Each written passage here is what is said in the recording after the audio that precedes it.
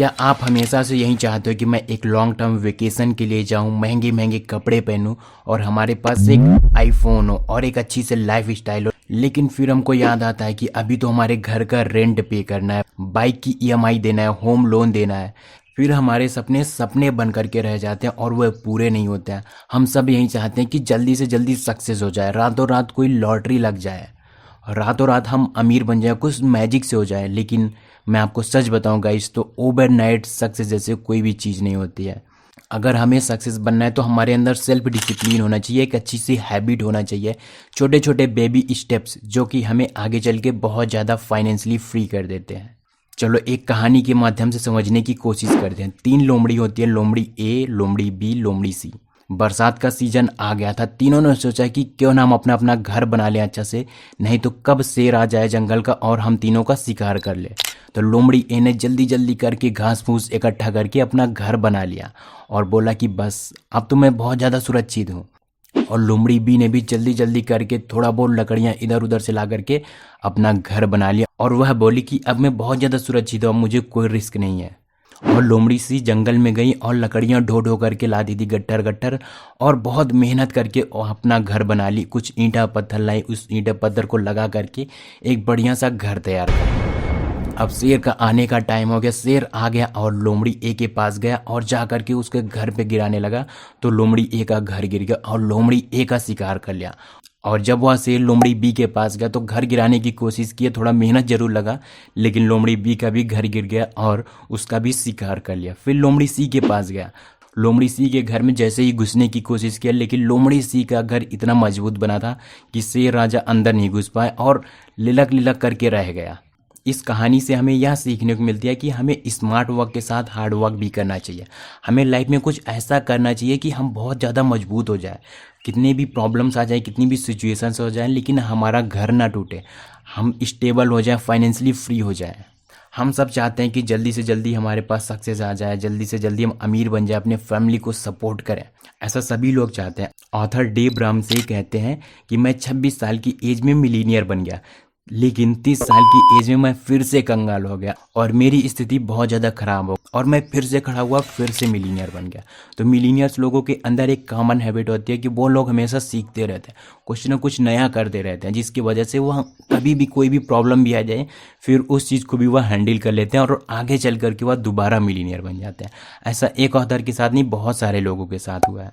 The total money makeover, इस book में हमें बताया गया किस तरीके से अपने पैसे को मैनेज करना चाहिए, किस तरीके से हम अपने फाइनेंस को मैनेज कर सकते हैं, छोटे छोटे बेबी स्टेप्स को हम फॉलो करके कैसे एक बहुत बड़ा रिटर्न जनरेट कर सकते हैं, कैसे हम अपने पैसे को मैनेज कर सकते हैं और कैसे डेब्ट फ्री रह सकते हैं। नाउ इस बुक में आपको 5 पॉइंट्स बताए गए जिनको अगर आप सीख जाते हैं तो अपने डेब्ट फ्री, लोन फ्री, जितने भी प्रकार की प्रॉब्लम है उन सारे चीज़ों का सोल्यूशन आपको मिल जाएगा। सो इसलिए वीडियो को पूरा लास्ट तक देखना। Point number 1, stop living in denial. हम अपने कामों को हमेशा डिनायल करते रहते हैं, हमेशा लेट करते रहते हैं, टालते रहते हैं। हमारे पास कुछ ऐसी आदतें होती है जिन आदतों को चाह कर भी हम नहीं छुड़ा पाते हैं। जैसे कि हमें पता है कि फास्ट फूड खाने की वजह से आगे चल करके बहुत ज़्यादा प्रॉब्लम हो जाती है, लेकिन क्या हम उस चीज़ को बंद कर पाते हैं? बंद नहीं कर पाते हैं, उसको खाने का मन करता है और फिर जैसे कोई बता देता है कि ये प्रॉब्लम होने वाली है, फिर हम उस चीज़ को बंद कर देते हैं। हमें पता होता है कि इन सारी चीज़ों से बहुत ज़्यादा नुकसान होने वाला, फिर भी हम उस चीज़ को करते हैं। जैसे कि एल्कोहल लेने से हमारी सेहत पे बहुत बड़ा निगेटिव इम्पैक्ट पड़ता है, लेकिन क्या लोग मानते हैं? नहीं मानते हैं। वो कहते हैं बस 1-2 बार तो लेना। अबे भाई 1-2 बार से कुछ थोड़ी हो जाएगा, चलो मारते हैं, 1-2 पैक लगाते हैं। तो वो आगे चल करके धीरे धीरे एक आदत बन जाती है, जो धीरे धीरे लोग ज़्यादा पीने लगते हैं। हमें पता होता है कि जिस चीज़ को हम नहीं अफोर्ड कर पाते उस चीज़ को नहीं लेना चाहिए। महंगा महंगा आईफोन ले लेते हैं, कपड़े ले लेते हैं, लोगों को दिखाने के लिए एक खुद का अच्छा से घर बनवाते हैं। तो ज़रूरी होता है क्या कि दिखावा करना, हम अपने रियलिटी को एक्सेप्ट नहीं कर पाते हैं। ऑथर यही बता रहे हैं जो चीज़ें हमारे साथ हो रही हैं, जो चीज़ें हम कर रहे हैं, उस चीज़ को हम एक्सेप्ट नहीं करते हैं, उसको इनडायरेक्टली वे में हम करते हैं। ऑथर कहते हैं कि अगर आप इन सारी चीज़ों से फ्री होना चाहते हो तो सबसे पहले अपने रियलिटी को एक्सेप्ट करो। आप मानो कि ये चीज़ें हमारे साथ हो रही हैं, फिर धीरे धीरे अपनी हैबिट को चेंज करो, क्योंकि एक दिन में आपकी आदतें नहीं सुधरेंगी। धीरे धीरे छोटे छोटे स्टेप्स में आप अपनी हैबिट को सुधार सकते हो। And point number 2, create emergency fund. हमें हमेशा इमरजेंसी फंड क्रिएट करना चाहिए। मर्फीज लॉ कहता है if anything can go wrong will definitely go wrong. Sumit MNC company में जॉब करता था, उसको 30,000 रुपये मंथली के हिसाब से इनकम मिलता था और वह बहुत ज़्यादा खुश था, अपने लाइफ को एंजॉय कर रहा था, चिल कर रहा था। लेकिन एक दिन अचानक उसके घर में प्रॉब्लम आ गई। सुमित के पिताजी की तबीयत बहुत ज़्यादा ख़राब हो गई और अब सुमित के पास कोई इमरजेंसी फंड नहीं था, उसके अकाउंट में इतना ज़्यादा पैसे नहीं थे कि वो अपने पिताजी का ट्रीटमेंट करा सकें। इसलिए बहुत ज़्यादा ज़रूरी हो जाता है कि हम अपने अकाउंट में कुछ इमरजेंसी फ़ंड रखें। इन केस कोई भी प्रॉब्लम हो जाती है तो वह फंड हमारे पास होता है, जिसकी वजह से हम अपने आप की हेल्प कर सकते हैं, हम अपने फैमिली की हेल्प कर सकते हैं। लेकिन आप अपने पैसों में से कुछ परसेंट धीरे धीरे करके अगर बचाना शुरू करते हो तो एक दिन वह बड़े अमाउंट के रूप में कन्वर्ट हो जाता है, 5 महीने 6 महीने के रूप में। ऑथर कहते हैं कि इमरजेंसी फंड में इमरजेंसी में काम आ जाए हमारे पास कम से कम $1,000 होना चाहिए, कि अगर हमारे साथ हमारे फैमिली में कोई भी प्रॉब्लम आ जाती है तो इमरजेंसी फंड के रूप में आपके पास 80,000 रुपये होना चाहिए, जिसको आप यूज़ कर सको। So this is the main point, आपको कुछ ना कुछ इमरजेंसी फंड रखना चाहिए। And point number 3, use depth snowball. You will always no, अगर आपको फाइनेंशियली फ्री रहना है तो फिर आपको डेप्थ फ्री रहना चाहिए। आपके पास कोई भी लोन नहीं होना चाहिए, क्योंकि अगर हम लोग लोन ले लेते हैं तो आगे चल करके वह लोन बहुत ज़्यादा खतरनाक हो जाता है। आजकल आपको लोन बहुत आसानी से मिल जाता है, लोन लेना उतना ही आसान हो गया जैसे नेटफ्लिक्स का सब्सक्रिप्शन लेना, क्योंकि जो कंपनियां आपको लोन देती हैं वो उसके बदले में आपसे हाई इंटरेस्ट चार्ज करती हैं और हाई इंटरेस्ट रेट के अंदर जाकर के हम लोग फंस जाते हैं और उसका दुगना अमाउंट धीरे धीरे करके हमें पे करना है। इससे सामने वाले का तो प्रॉफिट होता है और हमारा धीरे धीरे करके लॉस होने लगता है। इसलिए आपके पास अभी भी जितना भी प्रकार के लोन है उन सब लोन को धीरे धीरे करके पे करो। फर्स्ट ऑफ ऑल, अगर आपको पे करना है तो सबसे पहले आप एक एक्सेल शीट बनाओ। उस एक्सेल शीट में जितने भी प्रकार के आपके पास लोन है, छोटे से लेकर के बड़ा से बड़ा लोन को एक एक्सेल शीट में बना करके अच्छे से नोट करो। फिर जो सबसे पहले छोटा वाले अमाउंट को पे करना शुरू करो। सपोज आपने अपने फ्रेंड से 5,000 रुपये लिया तो धीरे धीरे करके उसका पे करना शुरू करो।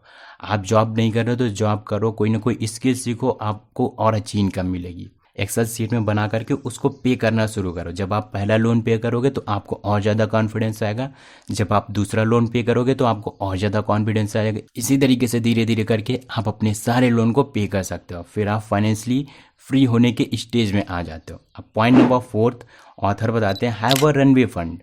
हमारे पास एक रनवे फंड होना चाहिए, एक ऐसा फंड होना चाहिए कि आप अगर नहीं काम कर रहे हो 3 महीने तक, आपके घर में कोई प्रॉब्लम आ गई, आप कहीं घूमने जा रहे हो 3 महीने तक, फिर भी आपके अकाउंट में कम से कम इतना पैसा होना चाहिए कि आपका खर्चा चल जाए। आप अपने खर्चों का लिस्ट बना सकते हो, जैसे कि फूड हुआ, क्लॉथ हुआ, आपका रेंट हुआ, इलेक्ट्रिक बिल हुआ, इंटरनेट हुआ, टीवी हुआ। एक एक्सेल की शीट बना करके आप टोटल अमाउंट कैलकुलेट कर लो कि कितना अमाउंट होता है। सपोज आपका एक्सपेंस मंथली का 20,000 रुपया होता है, तो आपको क्या करना है, 90,000 रुपये का एक फंड बना करके रख लेना है एडवांस, ताकि अगर आपको कोई भी प्रॉब्लम हो तो आप उस फंड का यूज कर सको। एंड पॉइंट नंबर 5, ऑथर कहते हैं कि हमें अपने पैसों को इन्वेस्ट करना चाहिए, पैसों को बचाना चाहिए, बहुत ज़्यादा खर्चा नहीं करना चाहिए। लेकिन ऐसे में क्या ये पॉइंट आता है कि हमें अपने लाइफ को एंजॉय कब करेंगे। ऑब्वियसली हमें अपनी लाइफ को एंजॉय करना चाहिए। आपको जितनी भी सैलरी मिलती है उसमें से 10% 15% आपको इन्वेस्ट करना चाहिए। शेयर मार्केट में हुआ, SIP में हुआ, इंडेक्स फंड में हुआ, आपको जहाँ भी सही लगता है आप वहाँ पर इन्वेस्ट करो। आपकी सैलरी में से 1-2% आप इंजॉय कर सकते हो। ऐसा बिल्कुल भी नहीं है कि आप अपने पास पूरा का पूरा अमाउंट इन्वेस्ट करो, नहीं। लेकिन आपको इस बात का ध्यान रहे कि आप किसी से पैसे उधार नहीं ले रहे हो, किसी से लोन नहीं ले रहे हो, किसी से मांग करके एंजॉय करने नहीं जा रहे, क्योंकि अगर आप इस तरीके से एंजॉय करने जा रहे हो तो आपको असली खुशी नहीं मिलेगी, आपको वो सेटिस्फैक्शन नहीं मिलेगा।